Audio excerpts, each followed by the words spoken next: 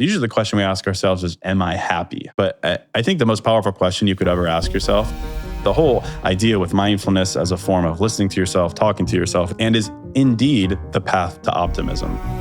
How do you know you're not just pooling ignorance as opposed to harnessing wisdom? Yeah. So I've spent most of my professional career studying traditional peoples and distilling their wisdom, and most of it is completely analog. Today, I'm going to introduce you to Case Kenny, and here's a guy who finds his wisdom in the digital world. He's a modern-day prophet, and he actually convinces us that social media can be good for us, not just in disseminating wisdom, but actually engaging people in a way where they can be more mindful, find their own superpower, and put it to work for living longer. So here's a new emerging blue zone. I'll execute it with a red marker. You'll find out more in a minute.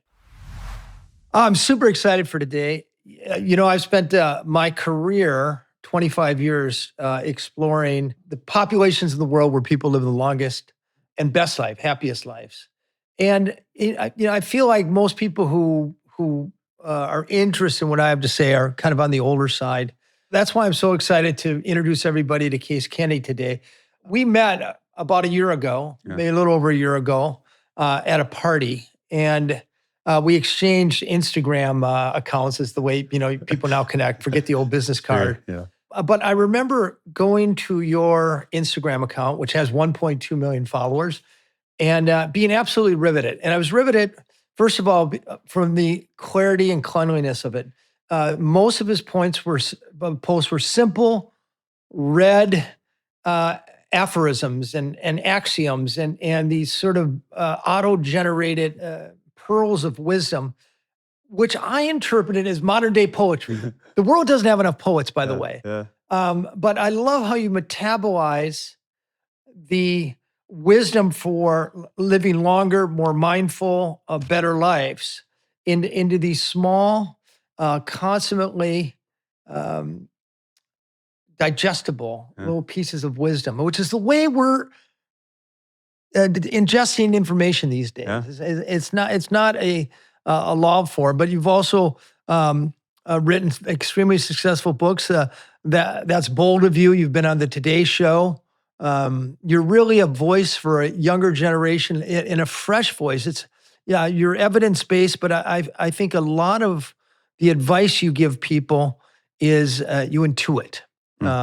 So welcome. I know I kind of ran on for a minute. No, but that's so kind of you. Thank you. You're always so nice to me, which I always appreciate. One time we're at a party, you always introduce me with such praise to other people. So genuinely appreciate you. And, the opportunity to talk about what I'm passionate about is one I'll always take. So I trash most people. I happen to really like you. So that makes it even more valuable. I thank you for sparing me. I'm sure you trash eloquently as well. So thank you.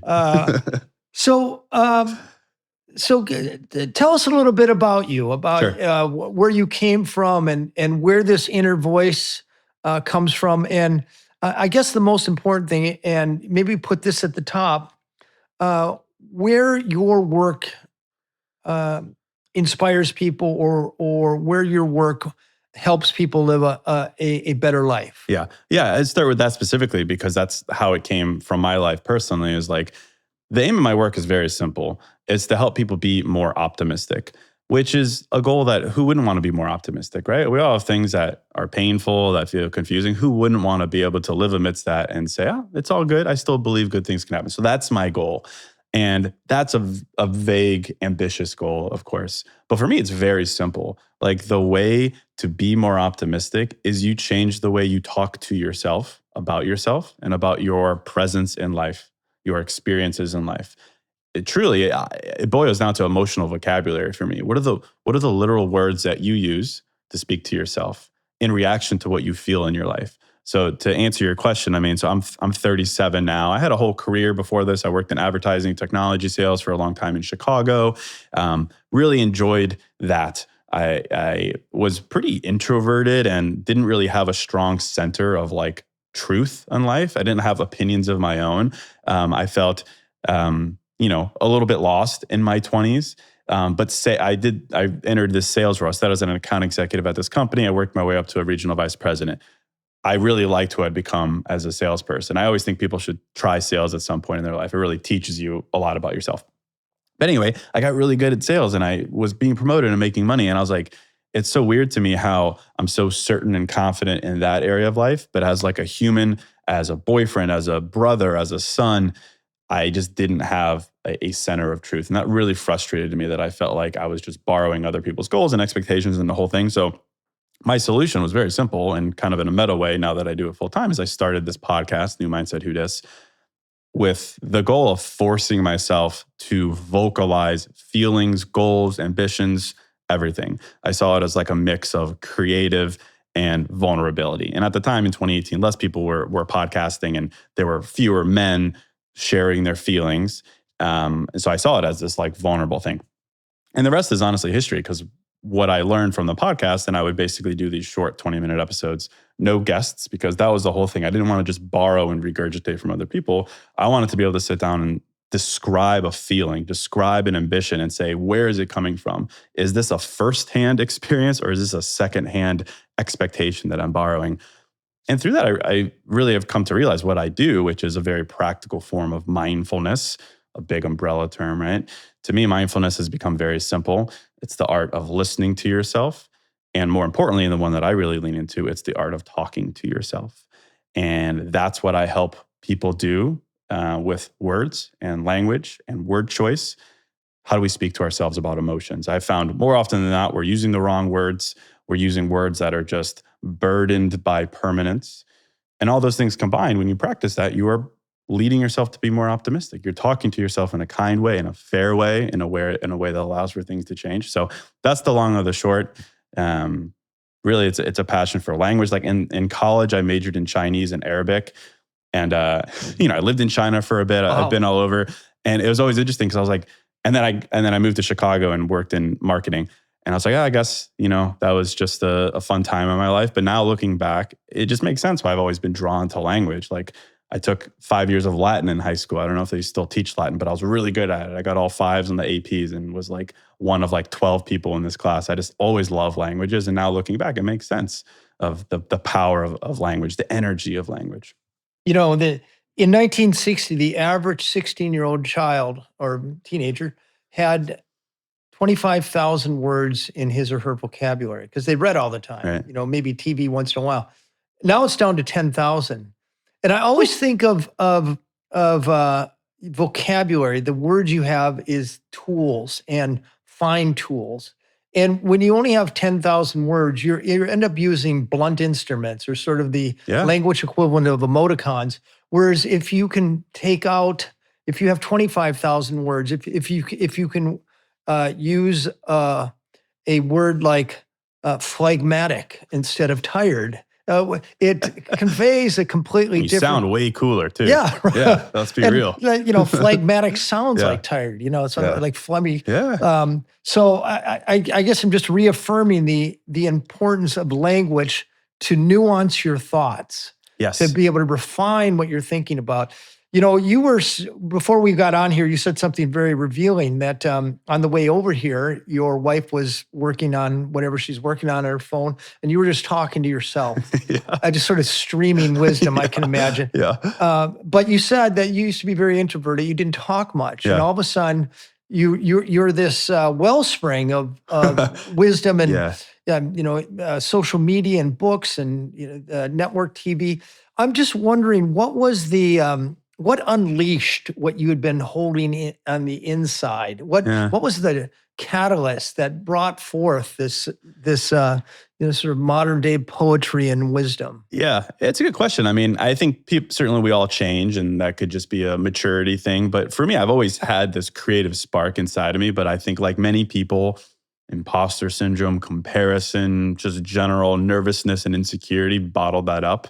But you didn't go get naked in the jungle and do ayahuasca for a week? No. It wasn't anything extreme. But honestly, it was stepping into the podcast and then doing sales also concurrently just made me realize the power that I have to project thoughts and influence people. I mean, it's like, I always talk about like mindfulness. Like mindfulness is a muscle. Like the more you practice it, the better you get at it. It's the same with anything, communicating, writing, whatever it is. Like I've written tens of thousands of pages and quotes and things over the past 7 years. Like I've just gotten much better at it. Like when I think about what the podcast has empowered me to do, I'm much better now at being able to sit in a feeling and say, okay, this is how I feel. I could put language behind it. But also most importantly, now I'm able to say, okay, this is what I make of it. Whereas in the past, I don't know, maybe it goes back to some of what you just mentioned around vocabulary. I think I used to use a lot of like forest instead of trees language, waves, oceans instead of waves type language. It would always be like, I feel anxious. And whoa, that's a big feeling. So I guess it is what it is. Versus, is it that I feel anxious or is it that I'm feeling overwhelmed or unstimulated or whatever more specific word that I can lean into? That's what I've gotten so much better at. Whereas before, I just didn't have the spark to do it. And there's probably other environmental, ideas too. Like I surround myself with a quality group of friends, like 6 or 7 ride or die people. Huge. And those, like, this sounds cheesy, but like I'm on a text with my buddy Mike. Like he'll send a full photo of his journal from that day, like just unprompted, just because he felt that it was powerful and we might enjoy it. Like really cool stuff that like really. I'm like, why wouldn't I be honest and vulnerable with myself and with other people? And I think before in my 20s living in Chicago, I just maybe didn't have that. So I think environment is hugely important in addition to your own self-practice and in addition to seeing it as a muscle and you get better at it and it feels better. I argue that one of the most powerful longevity strategies there is curating a circle of friends who have healthy habits to begin with. Whose idea of recreation is, pickleball or dancing or swimming or gardening, and who care about you on a bad day. People with whom you can have a meaningful conversation. Why is that such a great longevity hack over, rapamycin or metformin? Because when it comes to longevity, there's no short-term fix. There's nothing you can do today or this week or this month, other than not die, that will have any impact on whether or not you're alive and vital in 2030. Yeah. Friends tend to be long-term adventures, and they tend to have a measurable impact on how you behave, how you think, your stress level, what you do in your free time, what you smoke or don't smoke. So, I think you've intuited or stumbled upon really a powerful idea. I also want to go back to something else that you said, your pedigree of being a salesperson.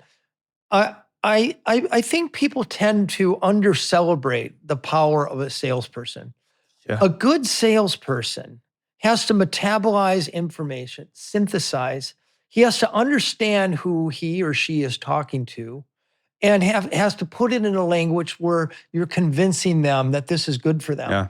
And actually for what you do, which is a massive influencer, at the end of the day, you have this sound advice, but unless you can figure out how to put that in a package that people are going to read and understand and care about. And unless you understand who they are so that it's shaped in a way that, it'll mean something to them. Yeah. I think everybody should have a stint as a salesperson for a while. I fully agree. I think wait tables and do sales. You do those at some point in your teens, maybe wait tables, and then try sales at some point in whatever capacity you can in your 20s. It's exactly that.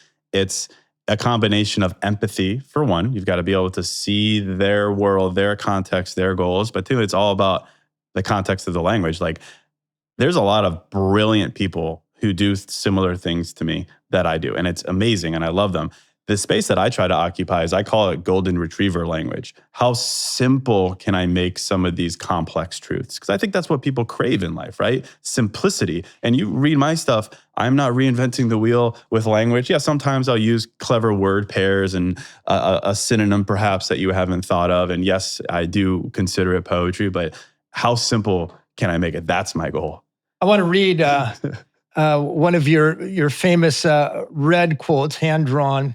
This is from April 2nd. This is from Case Kenny's Instagram feed. I just love it. It reads, I have a new plan, be unreasonably delusional about what I want until it's my reality. Is that brilliant or what? Yeah. It's like, take off all of the strictures, think big, and keep thinking big, even though You think there's no way in hell this is going to come to fruition.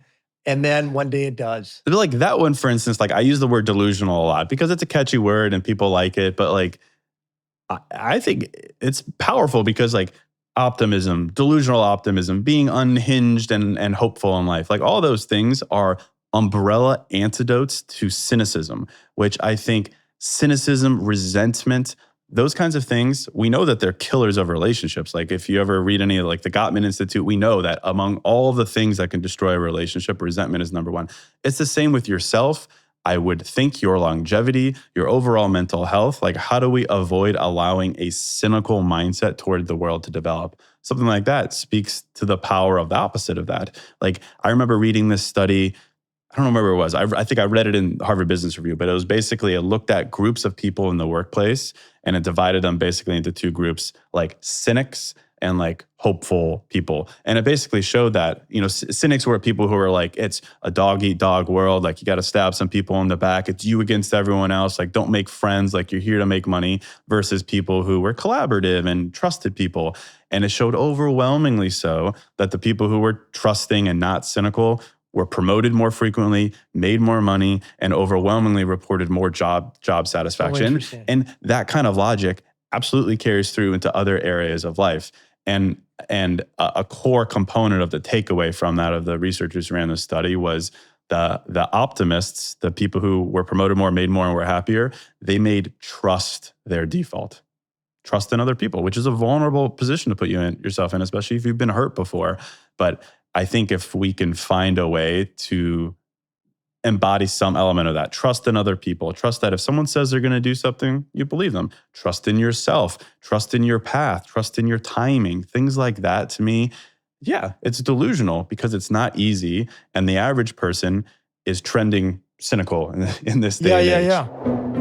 So I hold 3 world records for biking across 5 continents, but I can honestly tell you, my single best week of cycling was with Divine Cycling and Adventure Company. We took a glorious trip across Sardinia. They had 3 guides that kept the bikes going. They were great tour guides. They were great chefs. They knew the history of the place. One guy was an expert on wine. By the way, nobody was ever for want of wine, and they knew the best terroir. They knew where to get the best food. We woke up in the morning. We had pimpin' bicycles that were ready to go, a fantastic breakfast. We went on somewhere between 50 and 70 miles a day of exquisite riding. They curated the course. They found a great place for lunch, and we always ended with a great dinner. It was just the best mix of physical activity, actually experiencing a place, not just traveling to it, but experiencing a place, and then emerging from the experience with new friends, new knowledge, and better conditioning. So it's called Divine Cycling and Adventure Company. It's $150 off per person when you book your first Divine tour. That's DUVINE.com/live-better-longer. And we'll see you when you're 100. Hi, it's Dan Buettner. I've spent my career studying the healthiest, longest-lived people on earth, the people of the blue zones. And a key theme I found is that their longevity isn't about extreme diets or punishing workouts. It's about setting up the right environment and having your unconscious choices be slightly better over time. The same principle applies to our dogs. What if you could give your best friend a healthier, longer life with one simple daily change? That's why I'm excited about GetJoy's freeze-dried raw dog food. It's a clean, simple, whole food diet, no fillers, no artificial ingredients, just 100% real USDA-sourced ingredients, packed with gut-healthy probiotics and prebiotics. And the best part, it's effortless. Just scoop and serve. No thawing, no prep. It's real food that fits your real life.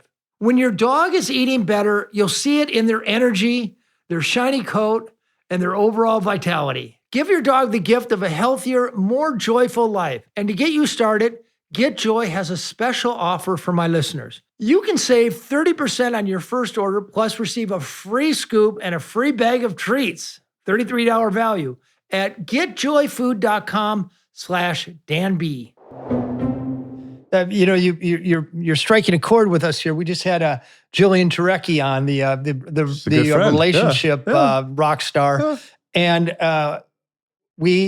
she talks about in order to start a successful relationship, you have to trust in yourself. Yeah. And then I kind of played off of that. When you look at the happiness in nations, the number one correlate, the number one predictor of a happy nation is not GDP. It's not necessarily equality, though that's important. Sure. It's not necessarily healthy life expectancy, though that's also important. The number one correlate of a happy nation or happiness in nation is trust. Can you trust your leaders? Can you trust your police? And can you trust each other? And there's ways to measure that. Yeah. But I mean, you have intuited another important truism. I'm going to ask a tough question here. You have these thousands of pearls of wisdom in your books. That's bold of you. But how do you know you're not just pooling ignorance as opposed to harnessing wisdom? Yeah. It's a question that I consider all the time in light of being somewhat public and sharing my thoughts. I mean, I generally only try to write from my experience. So I'm not, projecting blind, toxic positivity in any sense. I tend to think of, if I can think of a truth, an uplifting truth, and I can support it with experience-backed why, then I'm doing my job. I think where we get into trouble is when we're just saying things that we don't have the why behind it. Like like people ask me all the time, they're like, "Case, do you really think that anyone can do whatever they want in their life?" And like trying to back me into the corner and be like, obviously that's not true. And I'm like, I absolutely think anyone can do whatever they set. To the moon. Obviously within the nuance of reality, but I absolutely think you could do what you want. It might change and evolve over time, but if it's backed by a why, and you could sit down and say, this is a firsthand belief, not a secondhand belief, certainly not a third-hand belief, not a belief inherited by social media, then I think it's always true and it's always helpful. There was a study, the Xerox experiment. Have you ever heard of it? But it was basically this social Ellen Langer? Yes. I know her. You probably even know her. Yeah. Of course. The Xerox experiment, if you're familiar with it, was basically just like more within the context of like persuasion and other people. But I really took it as like a core element of the power of why. And it was basically where she wanted to see if she could cut people in line waiting for a Xerox machine. And Xerox machine for young people is you make copies of things. Like a fax. Like a Snapchat, but for documents. But anyway, there was a long line for the machine. And so she did a couple things to see if people would let her skip them to make a copy. And the first one, she would just go up and say, "Hey, do you mind if I skip you?" And the power of persuasion, it was like, I think it was like 40% of people said, "Yeah, sure, no problem." So something interesting about just asking, getting what you want. But then she tried two additional ones saying, the first one was, "Hey, do you mind if I cut you in line to make some copies? I'm running late for something." And like 94% of people, 95% of people let her do it because she had a why, running late, some empathy. And then she did one more, which was, "Hey, do you mind if I cut you in line? I need to make some copies." And the same amount, it was like 93% let her cut. But obviously you have to make some copies. That's what you're there for. But it was just really interesting to me, the power of why, both in regard to persuasion, but also in regard to ourselves. Like if we can actually vocalize a why behind something, and not a toxic why, not a blind belief why, but a why that's backed by some kind of experience, that's what keeps us going. And that's what I try to do. So like a lot of my writing is like thing that's happened to you, belief of something better connected by why that might be true. That's all I want to do. I want to help people feel seen and be a bit more optimistic, use their experience to connect the dots, and then they'll figure out the specifics of it. Well, it convinces me, the Buddha, who had some influence for a few millennia, he didn't have any evidence behind what he was based on his personal experience and the why, and the fact that his thoughts and his experience had resonated with people through the millennia. And obviously your thoughts and rooted in the why are resonating with huge audiences, which was why I invited you. There's something about what you're telling people that resonates on a very human level. And that's why, 1.2 million people wait anxiously for your red Yeah, pen. everyone's waiting. Well, I genuinely appreciate that, but I think a lot about that too, in like context and like the times we're in. It's like as a author, as a creator, or whatever, like it's easy to agitate people, right? It's easy to fire people up. Like we rally around things that need change in life and radical inequalities, and that's great, of course. But it's easy in light of that to agitate people and rile people up and get their heart beating. To me, I see my mission as to like calm people down a little bit, which I think is a contrast to what is so, prevalent online. And I think people want a little bit of calm and certainty, not like ignoring the things that we need to rally around and change about ourselves and life and the world. But like, I think there's space for that. And I think people crave it, stability and calm when anything is but. And if I can do that, then what an amazing privilege, of course, to do that. You're like an oasis of positivity and in a feed that's just, some politician barking at us or some terrible piece of economic news or some, another unprecedented time. And that influences people. Yeah. That negativity is infectious, and you're the one putting positivity out there and reminding us that we can take control of our lives, giving us some tools on how to do it, and talking from your heart on how it's worked for you. You talk a lot about mindfulness, and you're a big advocate of social media, or at least this idea of the digital reality of our lives. Yeah. Do you think social media, do you think the sort of digital tsunami that rinses over our psyche every day, is that a net positive or a net negative? That was beautiful wording. I think it's a net positive. I'm never one to like boohoo social media. Of course, social media is going to come with a downside. Of course, dating apps are going to come with a downside. Like all these digital things that have opened up the scale of life and inspiration. So we just have to be cognizant of that. Like the downside of social media, of course, is young people taking it to heart and not realizing that a lot of it's untrue, subconsciously sliding into conformity. Like in that book, I wrote a lot about conformity. The book he's talking about, That's Bold of You, which is Case's book here. So if you're not seeing us and only listening, it's beautiful. Right it's bright. Right. Yes, you can't mix it. But yeah, I think I wrote it in, conformity. I reference some experiments from a guy named Solomon Asch in the 50s, who was kind of a pioneer of studying and social science behind conformity. And, it's basically like we conform for two reasons. The first is we don't want to be the odd person out.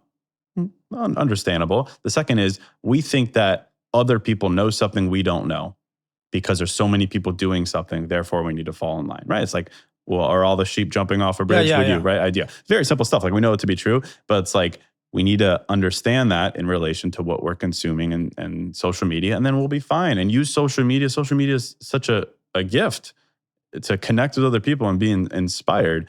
But if it becomes a habit that we can't control, if it's affecting you negatively, unfollow those people, put it away the best of your ability. I think it's an amazing thing. I mean, I wouldn't have a career without it, certainly. And it's a conduit for spreading all the things that I'm passionate about. One of the things you spread is the importance of mindfulness, and mindfulness requires attention. And it's research documents very well the eroding of the attention span, largely because of social media. Yeah. How do you reconcile those two? Like, how do you be mindful, but get your information from? Yeah. Well, I think as a entrepreneur and author and person who requires people's attention span, like I write for short attention spans. Like I have to. It's the reality. That's why like most of my things are 12 words, 8 words, 14 words maybe. So like I'm acutely aware of that. And I wish, I spend most of my long form yapping for the podcast or books or events that I run. But yeah, I think you have to write for reality. And the reality is most people aren't going to read past 10 words. So you got to hit them hard. And that's why it's like, it takes me hours to write these quotes sometimes. And it's 12 words. Yeah. But it's all about word choice. Don't underestimate the power and the difficulty of brevity. I think it was Mark Twain who said, I meant to write you a short note, but I didn't have time. Yeah. In other words, yeah, that's great. It's very difficult. Condensing emotion Yeah. and a complex thought into 14 words. And that was something that I learned in sales, right? I could sit down with a client and take them through an hour-long pitch deck. Can you do it in 30 seconds? That was a sign of mastery. That was a sign of empathy. That was a sign of confidence that you didn't have to fill the space with extra words. So I always refer to sales in that capacity as something that really helped me in confidence. Like, can I, it's when we doubt ourselves, that's when we start to just ramble, right? Because what we said, we don't think it's good enough. So we want to hit it with all these supporting facts and different angles. And I think, resisting that urge and just standing on business, as the kids say, and leaving that on the table. That's what I try to do. I love that. And it's great. People tattoo my quotes and they'll send me pictures and stuff. Like what's a tattooable quote? The one that I remember someone sent me, I had a quote that I wrote. I just wrote that redirection is an upgrade. Like the idea of and someone wrote that short. Redirection is an upgrade. But it's humbling too, because it's not like they took it to a tattoo artist and the tattoo artist put it in a different font. They literally photo transfixed my handwriting on their arm. So stuff like that's crazy and humbling, but so cool. I mean, how cool is that? So I love it. Well, I'm tempted to tattoo. Keep being delusional until you succeed. There you go. I'll write you something custom. We'll put it on one of those biceps. Yes, I love it. But I do want to get back to mindfulness because it underpins so much of what you write about. Yes. How do we find mindfulness in our busy world? Yeah, so mindfulness, again, was one of these umbrella terms. There's no wrong definition. However people are mindful is their business, and it could be impactful in whatever way. To me, the way that I, again, define mindfulness is the art of listening to yourself and the art of talking to yourself. So for me, mindfulness is that self-dialogue as clarified through a specific emotional vocabularies for the purpose of, and I think we even might have talked about it before when we were at a dinner party, this idea of IFS, internal family systems, the ability to separate one's self from their emotions. That's what mindfulness helps you do, right? So it's the difference between sitting in an emotion like anxiety and saying, man, am I anxious? Versus, man, a part of me feels anxious today. Totally different energies, totally different strategies. And that's referred to as internal family systems, the idea that your mind and your essence is composed of many different parts. Of course, you have the self, which is like the compassionate, wise, honest, capable, delusionally optimistic self. And then you have your parts. The parts are likely parts from your past that are trying to negotiate and navigate the present. A lot of them are self-sabotaging in some capacity, but they're trying to protect you. It's our job to restore harmony between those parts. Mindfulness through the lens of language in the form of how we speak to ourselves is everything. And it's very specific and very small, but really all I advocate for is instead of saying I am emotion, it's a part of me feels that emotion. And with that as a starting point for navigating emotions, everything that follows is so much simpler. Separating the emotion from the wholeness of your identity. I led a workshop in LA a couple of weeks ago with Mattel, the children's toy and games creator. It was all about connecting with your inner child. Yes. And we played Uno, and I rewrote Uno for them, and it was fun. But the whole idea was like, what's the difference between children and adults when it comes to emotions? Well, many things. But the key one that I honed in on was permanence. Kids can have a bad day and they can feel sad and they can verbalize that in some poor capacity. But the next day they wake up and they're not a sad person. It was a fleeting moment. Adults, permanence. And especially with the way that we describe it, it's I am sad. I am a sad person. And then we have more evidence to support it. And even if we're not objectively saying that over and over, subconsciously, that's what we are. So the whole idea with mindfulness as a form of listening to yourself, talking to yourself is, how can we use better language, and how can we separate the emotion from the whole as a starting point? And then everything from that becomes so much simpler and is indeed the path to optimism. For me, optimism is just the belief that things can change, right? I'm not going to butterflies and rainbows people and say everything's going to be fine. I don't know if it's going to be fine. I hope it is, but things can change. The way that we actually live a reality where we truly believe that things can change is how we describe our emotions. I am anxious versus a part of me feels anxious. The latter allows for that change. I'm buying everything you lay down, but where my mind goes is, I imagine a 22-year-old high school graduate in a convenience store gas station in Iowa who's feeling lost, who's feeling a little bit dead end. What do you say? Remember, a 22-year-old with a high school education. Yeah. What do you say to that young man that helps him get up and out of his situation?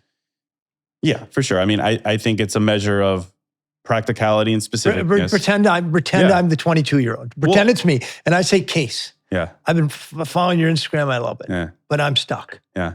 I work at a gas station, work 8 hours a day. I go home to a house I don't really like that much. I don't know how to get out of it. Well, I'd say the first thing, friend from Iowa, I would say you say you're stuck. Stuck implies that there's two spaces. There's where you are and where you want to go. Tell me about where you want to go. I want you to write it down. I want you to list it out. So we would have that type of conversation first and foremost. Because I find a lot of people don't actually put words, or they have an idea, right? I want to have money and I want to be surrounded by good people. It's a good starting point. I want to go someplace warm, and I want to have a job that pays me more than minimum wage. Yeah. I mean, I want to meet a girl. As an entrepreneur, I mean, I could ditch the mindfulness and we could talk all day about like, okay, so tell me about your current job. What's the gap between your income and your financial standing and what you need? How much do you need to save to get to that place? What would it cost to move? What would it cost to rent? All those kinds of things. And I'm a very practical guy. I love having that type of conversation. I've just found that most people are sitting in a space of feeling stuck because they haven't described the two different realities. They don't have the words to describe the reality that they want. They just know that they feel stuck. Like, they like to bitch about where they are rather than say, okay, this is what it could be. And here's what it looks like. To the point about cynics, most people would rather complain and have a negative view than to do something. And I understand there's precluding factors, but the ability to actually vocalize some of those things, I think, is really, really important. Journaling, for instance, is a great way to move you in that direction, to actually sit down and be honest with yourself. Like, that's the biggest thing. Like, and I know it's like a simple cliche thing, but I think the most powerful question you could ever ask yourself is, am I being honest with myself? Like, truly honest. That's a tough one. I feel like, first of all, there's a lot there. Like, what is my truth? Is it my truth? Is it borrowed? Is it a firsthand truth, secondhand, that kind of thing? But I feel like that's not usually the question we ask ourselves. Usually the question we ask ourselves is, am I happy? How can I be happier? Well, that's a little problematic if we haven't defined what happiness is and then worked backwards in the moment. So I like, if anyone ever asked me, like, Case, like, what do you want out of life? Usually it's some variation of, I want to be proud of myself, and I always just want to be honest with myself, because from honesty is going to come the right decision.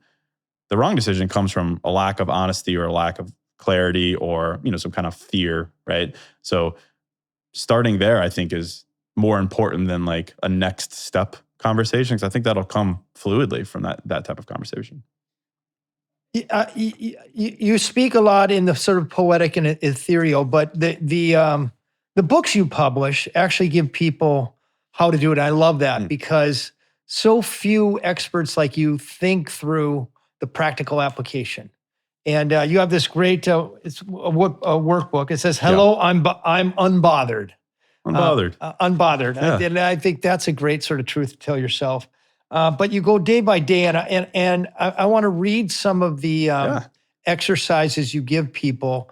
And I'd love for you to tell us quickly where they come from and why they're important. Yeah. So the first thing, you have a little box for us to journal. What's on my mind? Yep. Don't overthink it. Literally just write whatever is on your mind right now. Why that? It's a calibrating exercise, right? Let's just get into the space where we're being honest, and then from there, let's dissect it. Then you ask, how unbothered am I today? It's on a scale of 1 to 10. Unbothered, it's an adjective, a mix of peaceful acceptance and eagerness to roll with the punches of life. Yeah. So why are you having people taking this self-assessment every day? More calibrating. So like those each day is like a couple calibrations and then a deeper exercise. I approach introspection, like working out. Like I'm not going to roll up to a bench press and put on 200 pounds and just start repping. I'm going to hurt myself. It's more of like, let's get into the flow. Let's start to feel something. Wait, you bench 200 pounds? I'm capable. Holy shit. I'm capable. I used to be really into lifting, but go for walks now, you know. Okay. So then I think you get a little deeper, right? Then with this, where's my head right now? Circle your answer and then answer the respective question. Yes. And one of them is past. In the past, what opened my eyes? In the past. Yes. Present. Yes. What am I grateful for today? Yes. In the future, what do I deserve? What's the etymology? What's the origin of those three? Well, it's basically, so that idea is like, okay, so we're calibrating, we're understanding how I feel, gut reaction, how unbothered am I feeling by life's various pieces of BS. And then the final is like, where do I feel most of my thoughts originating from and focusing on? Something in the past, overwhelmed by the present, or perhaps worried about the future. And then whichever one we choose, the prompt there is kind of a contrast to that. So if we're worried about the present, let's do some gratitude. If we're worried about the future, let's plan something. Like it's the contrast to the way that if we're just obsessed with the, you know, inevitable insecurity of past, present, and future, we could contrast it with something helpful is the idea. You know, as a National Geographic explorer, I spend most of my life on the road. I like to say my main residence is a backpack, but actually I also have a real home. But it doesn't have to be empty while I'm away. And because I'm not there most of the time, I usually host on Airbnb while I'm away. Next month, in fact, I'm taking a team of scientists to Sardinia where we found a new blue zone. And while I'm away, my home will be on Airbnb because it makes sense. And the income I make off of that covers most of my expenses. So I'm a big fan of Airbnb and how it solves a big corner of my little universe. You know, your home might be worth more than you think. Find out how much at airbnb.com/host. This podcast is brought to you by Squarespace. You know, I like to focus on longevity and happiness. That's why I like Squarespace. It's an all-in-one website platform designed to help you stand out and succeed online. Whether you're just starting out or scaling your business, Squarespace gives you everything you need to claim your domain, showcase your offerings with a professional website, grow your brand, and get paid all in one place. You know, in Blue Zones, it's more about human activity and being in the real world.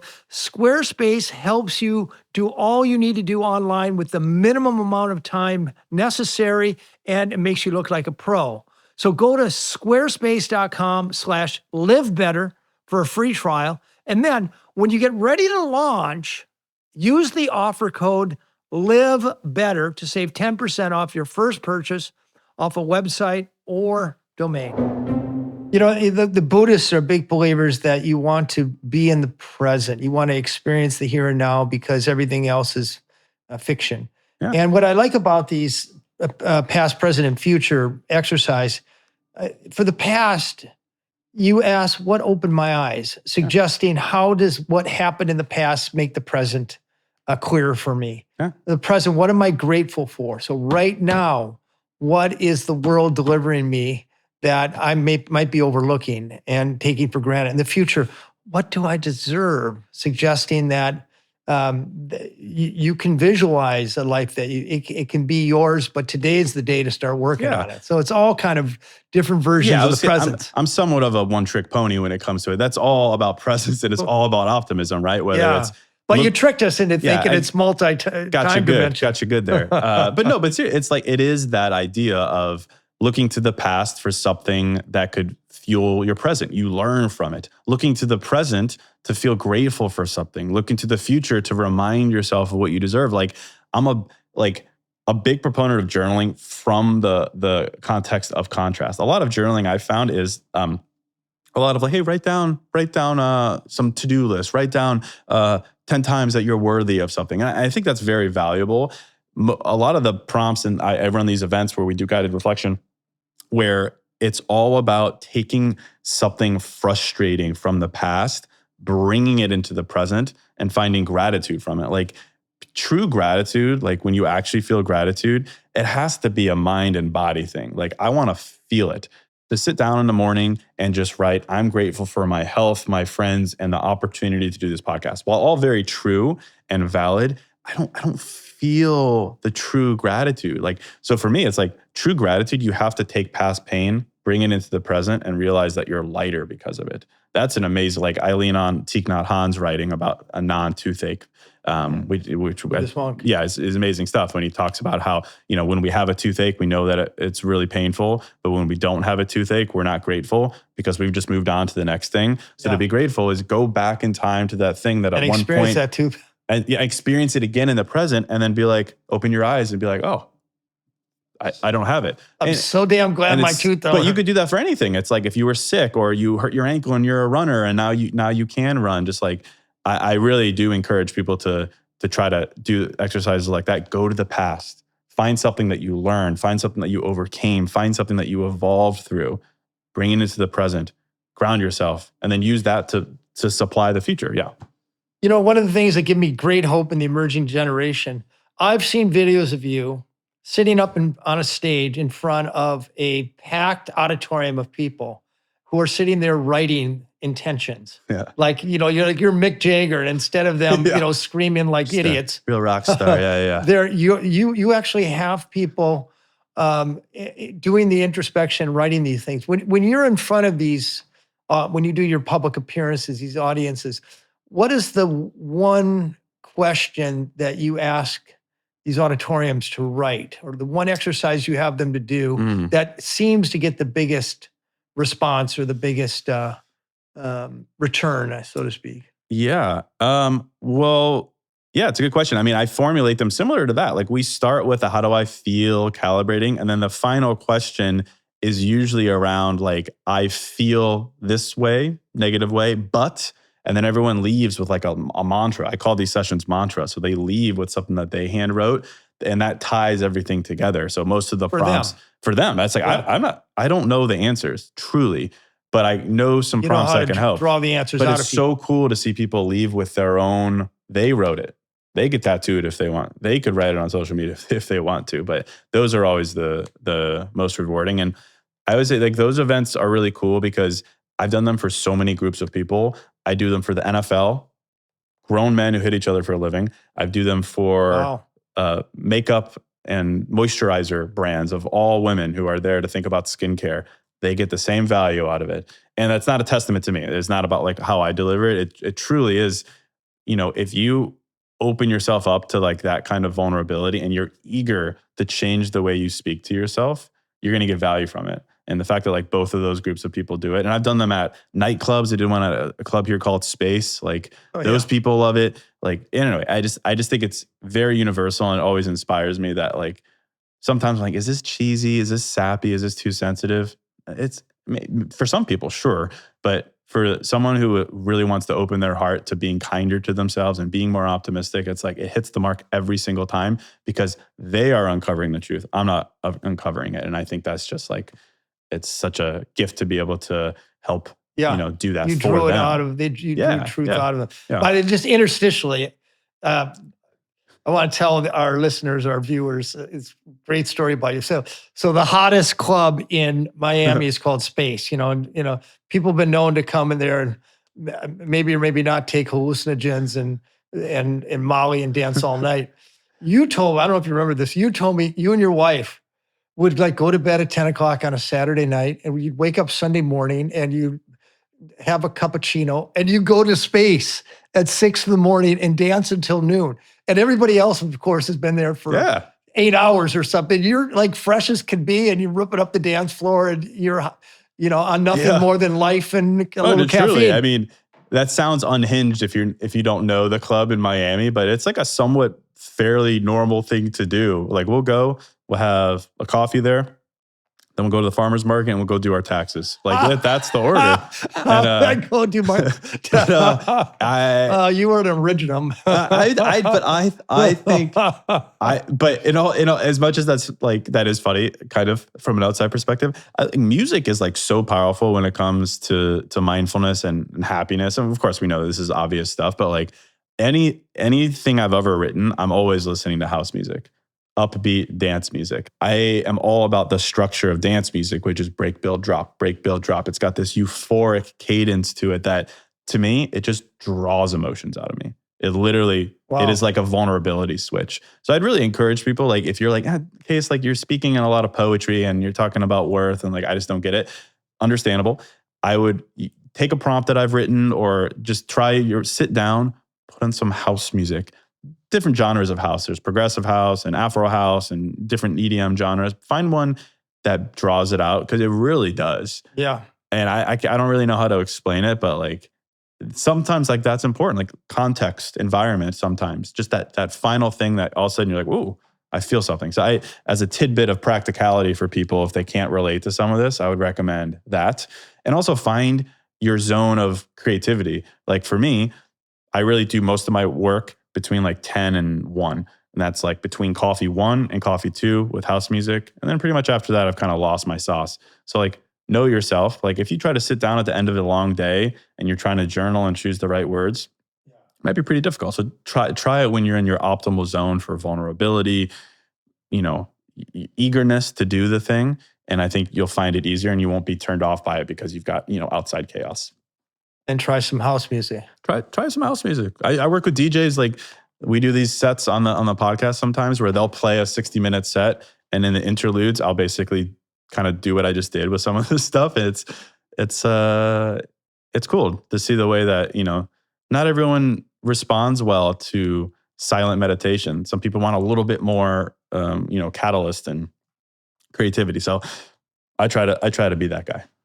So there's another generation, William Burroughs, the great beat poet, wrote Naked Lunch, but he I think he's probably the first one to read poetry to house music. And the name of I was just Googling it, the name of the album is Spare Ass Annie. And if you love the genre, I can't recommend it enough. Provocative, love it. I'll have to check it out. Yeah, I'm sure I'm not original or first there, but you may be original in a new generation. Yeah. One of the things that sort of daily exercises you have people doing, which I really like, and I think it resonates with me, and I attribute much of my success to it, is the one big thing I want to manifest. Big. Yeah. And, I come from the Midwest, which is, I love it, Minnesota, but it's, land, bad hair, sensible shoes, and sort of apologetic people who, just don't want to make waves, and the tall tree gets chopped down, et cetera. Yeah. And I had a experience with George Plimpton. He was editor of the Paris Review. He wrote several New York Times bestsellers. He's the first participatory journalist in New York City. He taught me how to think big. I was thinking about doing a bike ride when I was 22 years old. And he said, well, why don't you set a world record? Nice. And I'm like, oh, okay. That's great. And that little thing, one big thing I want to manifest, I want to set a world record for bicycling. That's great. And I conceived this ride from Alaska to Argentina, top of North America to the bottom of South America. And I went and did it. And you know what? It was no harder than doing another big ride. I just thought big. Yeah. And then biked around the world. And wait, you can't get around the world because there's this little tiny thing called the Soviet Union where they don't let Americans. And I kept at it like a terrier on a pant leg. And I hold the world record for biking around the world through the Soviet Union. Wow. And then bike across Africa. I hold the record for biking top of the bottom. And this is all the manifestation of a big idea, and then breaking the big idea down into doable segments, all of which were pretty easy. Yeah. And I just think of all these exercises in your very good book, Hello, I'm Unbothered, the one big thing you want to manifest, that should be written down. Yeah. And, I'd even tear it off and I'd put it on my mirror and look at it every day. Well, yeah, I appreciate that. That sounds like light work for you. Those incredible. Congrats to you. It's funny. I hesitated at first to use the word manifest, right? Because manifestation has become this thing where, it's a nod to The Secret and the power of visualization, which I do not deny in any capacity. As a former somewhat skeptic of like wellness in my 20s, I always used to think like manifest was such a hokey term, but I used it specifically there. And there's other prompts in the book and in the journal. And I think that's both of you talked about what manifest really means. And I have people write that down to describe the reality they want to live. So the reality is I want to set a world record for this, or I want to be a New York Times bestselling author for this, or I want to find this job, whatever. Write that down. And then we go back to the way that we've been talking to ourselves, because the whole idea with manifesting is, I don't have a great definition of manifesting like some people do, like get in alignment with your vibrations and create the abundance that you deserve. I don't know what kind of thing that means. All I know is that manifesting is bringing two things together: the things you tell yourself and the reality you say you want to live. And I've just found the majority of people are telling themselves two opposing things in that case. They'll be telling themselves that I'm unlovable, but I want to find my soulmate. Those two things can't logically can coexist. And it's such a simple thing. So the job then becomes, through journaling, through mindfulness, of bridging that gap to make sure that what we tell ourselves supports the reality we want to live. And it's that simple. And so it's all connected, right? So we're talking in the beginning about the language we use to describe ourselves. That one, writing the one big thing we want to manifest down. The conversation I would have with Mr. Stuck in Iowa guy about, you're stuck, but what are you stuck between? What is that thing? What is the thing you want to manifest? Then we go back to what we're telling ourselves. And we're just making sure that that is fluid, that the logic supports both. And then we'll let the universe manifest or align or abundance or whatever it may be. But at least we're using language intuitively and logically that supports both of them. So that's the idea with that. I love it. I want to leave the listeners and the viewers with 3 top tips. The first one, that's just the top tip for finding mindfulness every day. In this day and age, making mindfulness every day, I mean, it's more or less making a moment to be honest with yourself. Like, I think so much of our day is on autopilot. It's doing things, it's expectations, it's rushing. So it's a moment of unrushed honesty. And that could be in the format of... Do you schedule it? Is it the same time every day? I mean, I do, just because I have the privilege of working for myself. But I would say in whatever capacity you can, whether it's on your way to work or after work or even on your lunch break, like, can you just find a moment where you truly are unrushed and you're honest? And there's many prompts, of course, that you could maybe ask yourself, how am I feeling? But I would just focus on those 2 words. And that's a mindful moment. And it's incredibly valuable. Unrushed honesty. Yeah. Number 2, top tip for unlocking your potential. You talk about superpowers. We all have superpowers. Yeah. How do you unlock them? Well, for lack of a poetry, you do them as often as you can. For so long, I resisted doing events and public things. And now I think it's my superpower. I think this is what I'm meant to do. And I resisted it because I was nervous and I was insecure and I had imposter syndrome. The only way to unlock it is to do it. And also, I would say, every superpower comes with a downside, right? So if you are empathetic, it's going to be taken advantage of. If you're super intense and outgoing, some people are going to make fun of you. If you're a writer who shares his feelings online, people are going to say you're too sensitive. It's always going to come with the downside. Do not let that downside remove the power of your superpower. So just be cognizant of that. Just because there's resistance on top of it does not mean you shouldn't lean into it. So do it as often as you can, and you just create evidence. And evidence is what creates confidence. Evidence is what creates momentum, all of the things that you are deserving of having. So for lack of poetry, you just do it. And the top tip for laying the groundwork for a long, fulfilling life. Long, fulfilling life. Well, so I don't repeat myself, I would go back to who you surround yourself with. I mean, I think it's a beautiful topic. All the research supports like your health and longevity past 50 and into 60 is the power of your relationships, both at the intimate partner level, but as well as your friends. I mean, I've learned a thing or two here living in Miami of like who is right for me and who is wrong for me. It's land of sunshine and shady people. It's somewhat glaring down here.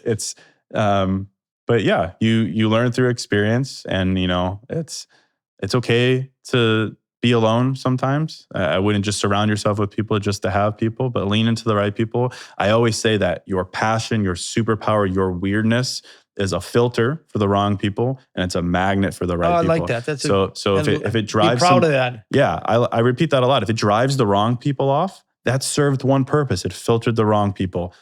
I believe, because I've seen it time and time again, it will also magnetize the right people.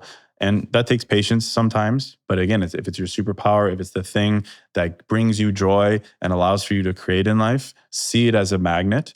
And eventually, it's a magnet. I wrote the other day, it's like a spark. Keep tossing sparks. Eventually, something's going to catch fire. I love it. I'm trying to think of Such a poet. more what clever things can I say? But yes, that would be my answer. You know, in one of the blue zones, Sardinia, there's about 20 times more poets than there is in the average population. The world needs poet. That's so cool. And I think you're one of our modern day poets, philosophers, and you step into the realm of helping people live better lives with that poetry. And I just want to salute you for what you do. Thank and you. Thank you for sharing your wisdom and your poetry. And in closing, Case has written a special, famous, well, one of his pearls of wisdom and poetry. Well, we talked about it earlier, about the idea of redirection. But I wrote this just to say a secret to happiness is to have so much love for yourself that any redirection in life feels like an upgrade, right? So just the idea of belief in yourself and love for yourself, that when life does throw you curveballs, you see it as, okay, this is leading me to somewhere valuable. It's filtering out wrongness and it's magnetizing rightness. So again, just the belief, but constantly blue zones. And I feel, you know, that's going to be in the Smithsonian someday. It's a it's a Case Kenny. Yours to keep. And you could cross out a secret to longevity is. I'm going to keep it original. I'm going to make you sign it for me though.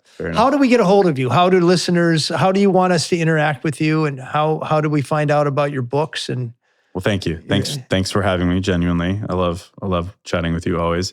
Instagram is case.kenny. CaseKenny.com has all my new books. I have a new book coming out in August of this year, so it'll probably already be out when this airs. It's called The Opposite of Settling. It's a lot about love and relationships and sense of self and building a life you love so that love can find you there. Again, the idea of magnetizing. So yeah, all those things. And to study up for that one, remember to order That's Bold of You by Case Kenny. Yes. How to Thrive as Your Most Vibrant, Weird, and Real Self. I like that. And then putting these ideas to work in your real life rather than just reading them and saying, well, that was nice, to actually exercises over the course, I think about 3 months here. Hello, I'm unbothered. A toolbox for actually bringing these concepts to life and putting them to work in your life. Case, I can't thank you enough. I'm proud to have you as a fellow Miami resident and a friend. And thank you. Here's to more poetry and manifesting the good life. Absolutely. Thanks so much, Dan. Appreciate it. Thank you.